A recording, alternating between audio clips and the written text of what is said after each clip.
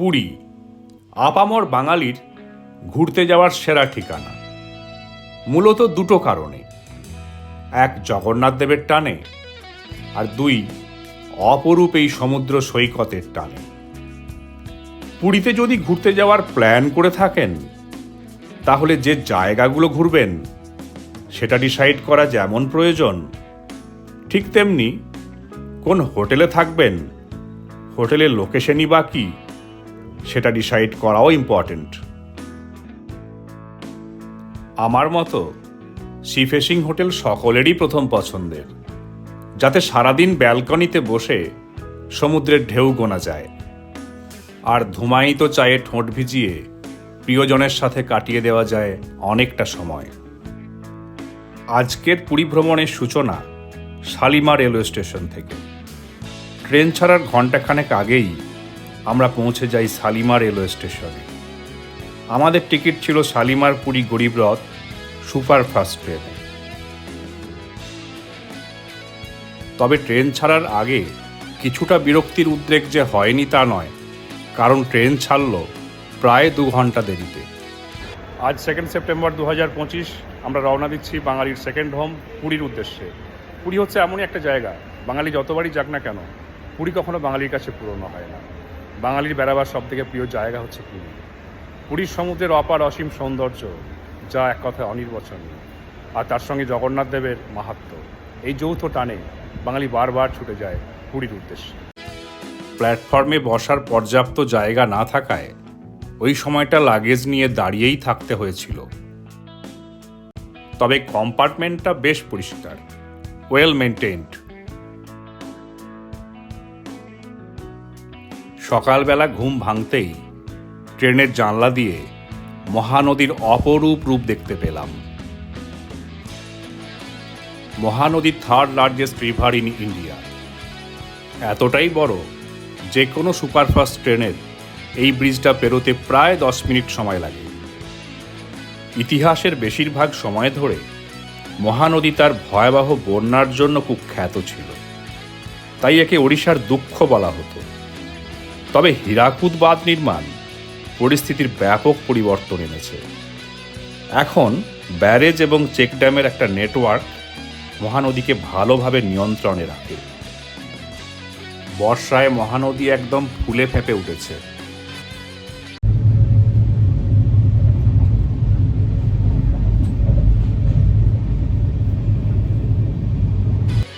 ঘড়িতে বাজে সকাল 7:30। আমরা প্রায় 2 ঘন্টা দেরিতে পুরীতে এসে পৌঁছেছি। পুরীতে শীত গ্রীষ্ম বর্ষা বলে কিছু নেই, সারা বছরই পুরীতে প্রচুর মানুষ আসেন। ট্রেন প্রায় 3 ঘন্টা লেট। এখন ঘড়িতে সকাল 8:30। আমরা নামলাম পুরী স্টেশনে, কিন্তু বাইরে প্রচণ্ড বৃষ্টি হচ্ছে, নিম্নচাপের বৃষ্টি। আমরা এখন প্ল্যাটফর্মের বাইরে বেরোবো এবং বেরিয়ে অটো ধরে হোটেলের উদ্দেশ্যে পৌঁছাবো। আমাদের হোটেল বুকিং অলরেডি অনলাইনে করা আছে, তাই স্টেশন থেকে বেরিয়ে ভিক্টোরিয়া ক্লাব হোটেলের উদ্দেশ্যে রওনা হলাম একটা অটোতে।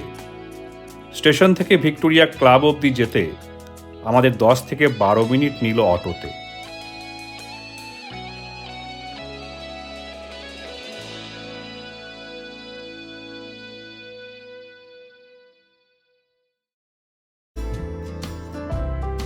অন্যান্য বারের মতো এবারও আমরা পুরীতে এসে উঠেছি ভিক্টোরিয়া ক্লাব হোটেল, যেটা অনেকের কাছেই জনপ্রিয় একটা হোটেল।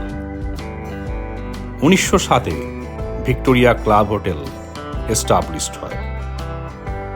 এখানে অনেক প্রাক্তন রাষ্ট্রপতি এসে থেকেছেন, এমনকি লালা লাজপত রায়ের মতো মানুষও থেকেছেন। সাধারণ মধ্যবিত্ত বাঙালিদের কাছে পুরীর সেরা 5টি হোটেলের মধ্যে এটি একটি। এখানে বিভিন্ন ক্যাটেগরির রুম আছে। সন্ধেবেলা আলো ঝলমলে ভিক্টোরিয়াকে অপূর্ব লাগছে। বেশিরভাগই এখানে সি ফেসিং রুম। ব্যালকনি তো বটেই, বিছানা থেকেও সমুদ্র দেখা যায়। অসাধারণ ইনহাউস রেস্টুরেন্ট ফেসিলিটিস আছে। বাইরে সুন্দর গার্ডেন রয়েছে, আর হোটেলের সামনেই পুরীর অপূর্ব সমুদ্র সৈকত। ভিক্টোরিয়াতে 4 রকমের রুম আছে: রয়্যাল, সুপ্রিম, প্রিমিয়াম এবং ডিলাক্স। রয়্যাল রুমের ভাড়া 7550 প্লাস জিএসটি। ডিলাক্স অ্যাকোমোডেশনগুলো 3500 টাকা প্লাস জিএসটি থেকে শুরু। একটা যেটা সুবিধা হচ্ছে, ভিক্টোরিয়ায় বিস্তৃত পার্কিংয়ের সুবিধা রয়েছে। বাঙালিদের মধ্যে এই হোটেল নিয়ে একটা নস্টালজিয়া অবশ্যই কাজ করে।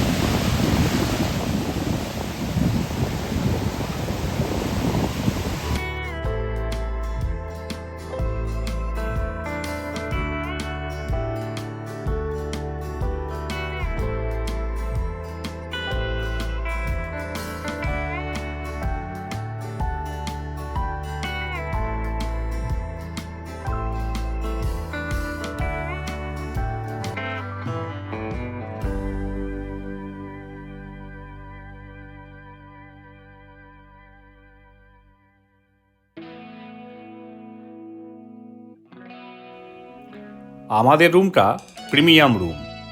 এটা সেকেন্ড ফ্লোরে। এদিকে এসি রয়েছে, রয়েছে বসার জন্য একটা বড় সোফা, একটা কিং সাইজের বেড, বেশ বড়। 3 জন বড় মানুষ অনায়াসে শুয়ে পড়তে পারে। যদিও স্ট্যান্ডার্ড অ্যাকোমোডেশন 2 জনেরই। রয়েছে একটা বড় টিভি, মিল্টনের ফ্লাস্ক, ইলেকট্রিক কেটেলও রয়েছে, 2টো কাঁচের গ্লাস রয়েছে, একটা প্লাস্টিকের চেয়ারও রয়েছে। জামা কাপড় রাখার জন্য আছে একটা বড় ওয়ার্ড্রব। আয়নাটাও বেশ বড়। পুরো রুমটাই ইন্টেরিয়র ডেকোরেশন করা। সব মিলিয়ে রুমটা আমার বেশ ভালোই লেগেছে। বেডে 2টো কম্বল এবং 2টো চাদর দেওয়া আছে, যেগুলো বেশ পরিষ্কার পরিচ্ছন্ন। ওয়াশরুমটাও বেশ বড় এবং পরিষ্কার পরিচ্ছন্ন। ওয়াশরুমের সমস্ত কিট দেওয়া রয়েছে। পৃথিবীর যত জায়গাতেই যাই না কেন, পুরীর সমুদ্রের এই যে চোখ জোড়ানো প্রশান্তি, এই যে ভালো লাগা, সেটা কোথাও পাই না। দেশের অনেক সি বিচ ঘুরেছি, কিন্তু এমন প্রশস্ত সি বিচ কোথাও পাইনি। এবার সবটাই ভীষণ অর্গানাইজড লাগছে। বসার জন্য সারিবদ্ধভাবে ছাতা লাগানো হয়েছে, চেয়ারও আছে। এখন টেম্পারেচার দিনের বেলায় প্রায় 30-32 ডিগ্রি।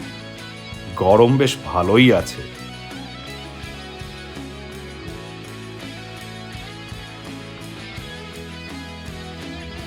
আহ, কি অপূর্ব! মনে হচ্ছে এখানে বসেই ঘন্টার পর ঘন্টা কাটিয়ে দিতে পারি।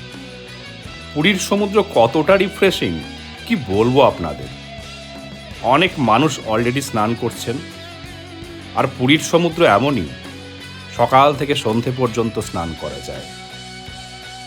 তবে সাম্প্রতিক একটা দুর্ঘটনার পর ওয়াটার স্পোর্টস অ্যাক্টিভিটিগুলো দেখতে পাচ্ছি বন্ধ হয়ে গেছে। স্পিডবোট রাইড একদম বন্ধ হয়ে গেছে। পরে আবার চালু হবে কিনা জানি না। পুরীতে যদি কেউ 7 দিনও থাকে, বোরিং লাগবে না। এই জায়গাটার একটা অদ্ভুত মাহাত্ম্য আছে। পুরীতে সকাল থেকে সন্ধে পর্যন্ত সমুদ্র স্নান করাই যায়। এখন সেপ্টেম্বর মাস, মাঝে মধ্যেই বৃষ্টি হচ্ছে, তবুও এখন প্রচুর মানুষের সমাগম হয়েছে পুরীতে। আসলে পুরীতে সিজন অফ সিজন বলে কিছু হয় না, 12 মাসই পুরীতে সিজন। আর এত বড় সি বিচ, আর সেই সঙ্গে সমুদ্রের এত সুন্দর শোভা, দেশ বিদেশে যেখানেই যান না কেন কোথাও পাবেন না। তাই বঙ্কিমচন্দ্রের নবকুমারের ভাষায় বলি, আহা কি দেখিলাম, জন্ম জন্মান্তরও ভুলিব না।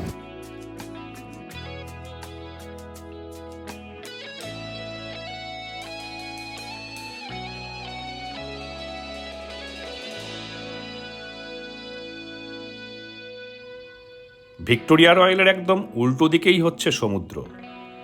এখন পুরীতে একটা নতুনত্ব দেখছি।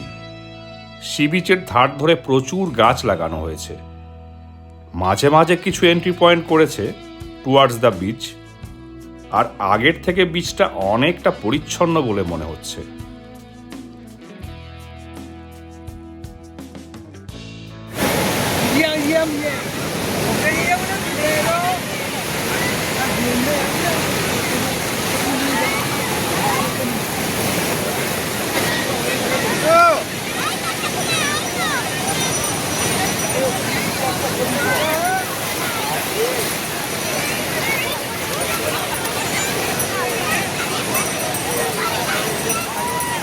না, এবারই প্রথমবার নয়, এই নিয়ে প্রায় 8 থেকে 9 বার পুরী এলাম, কিন্তু যতবারই পুরী এসেছি পুরীকে নতুন বলে মনে হয়েছে।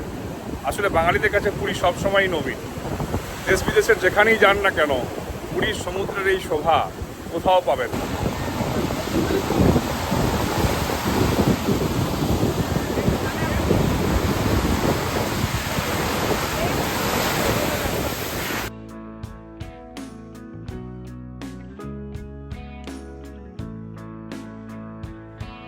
এই হচ্ছে পুরীর সব থেকে নামকরা গাঙ্গুরাম সুইটস।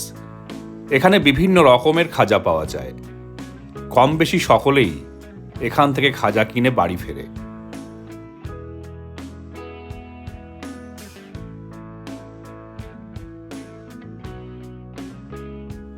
উটে চড়ে ঘোরার জন্য ছোটদের 50 টাকা, বড়দের 100 টাকা নেয়।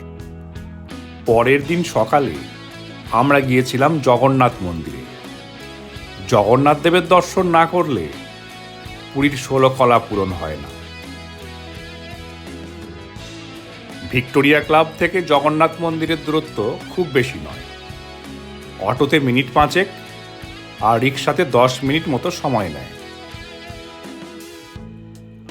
আমরা সকাল 5টার মধ্যে চলে গিয়েছিলাম মন্দিরে, কারণ বেলা বাড়ার সঙ্গে সঙ্গে ভিড়ও বাড়ে। অবশ্য সন্ধেবেলাও পুজো দেওয়া যায়, তবে সকাল সকাল গেলেও প্রায় 1 ঘন্টা লাইনে দাঁড়াতে হয়েছিল। পুরীর জগন্নাথ মন্দিরে মোবাইল, ক্যামেরা এবং লেদারের জিনিসপত্র নিয়ে প্রবেশ সম্পূর্ণরূপে নিষেধ। তাই সম্ভব হলে ওগুলো হোটেলে রেখে যাওয়াই ভালো। তবে মন্দিরের বাইরে অনেক প্রাইভেট কাউন্টার আছে, যেখানে পেড সার্ভিসে জুতো, মোবাইল জমা রাখা যায়।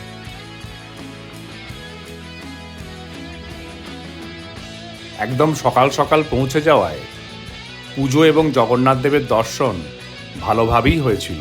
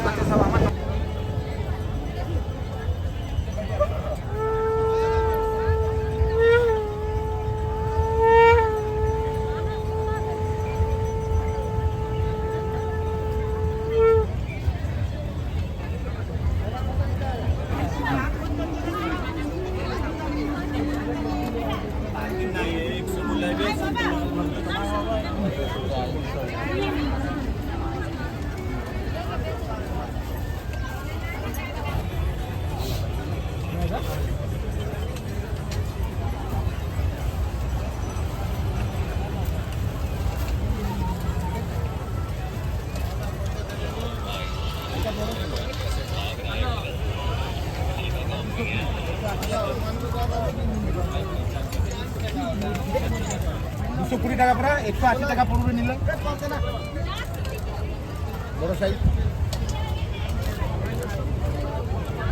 কত এটা 20